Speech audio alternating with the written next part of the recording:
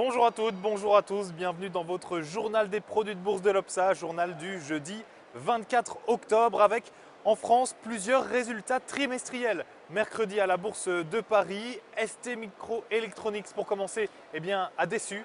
Le fabricant de semi-conducteurs annonce une perte d'exploitation estimée à 66 millions de dollars. Résultat, à Paris, il glissait de 8,88% à 5,80 €.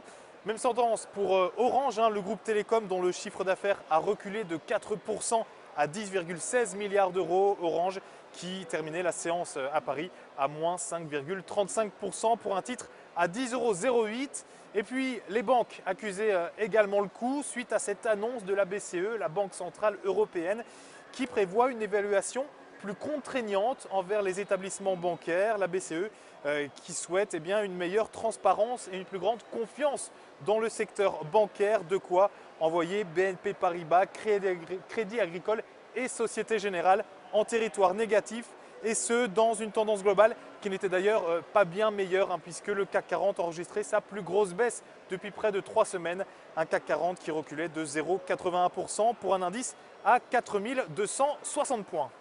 Aux États-Unis, maintenant, le rouge refaisait son apparition après pourtant 3 records successifs battus par le S&P 500. Les indices américains terminaient donc en recul, avec un Dow Jones par exemple qui lâchait environ 0,35%. Avec ce mercredi 3 sociétés au centre des échanges. Tout d'abord Boeing, le constructeur aéronautique de Seattle, qui empoche quasiment 5%, et ce grâce à des résultats trimestriels surprenants, avec notamment des bénéfices en hausse de près de 12% par rapport à l'année passée. Deuxième société du jour, Caterpillar, le groupe pourtant leader mondial des engins de construction, lui a rendu une copie trimestrielle bien décevante, avec notamment des revenus en baisse de près de 18%. Et puis enfin, dernier groupe majeur à faire parler de lui ce mercredi, AT&T, le numéro 2 des télécoms ici aux États-Unis. AT&T qui s'apprêtait lui aussi en fin de séance après la clôture à publier son bilan du 3e trimestre 2013 pour des chiffres évidemment très attendus de la part des investisseurs. Pour terminer, comme à chaque fois, la valeur à suivre ce jeudi, et c'est aujourd'hui la compagnie aérienne Air France-KLM. Graphiquement, son titre s'est affranchi d'une oblique baissière en place depuis janvier 2013.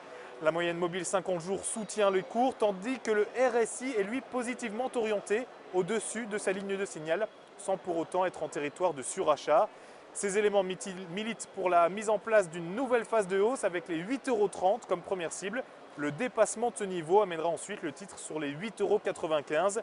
Seule une clôture en deçà des 6,88 € pourrait invalider ce scénario haussier.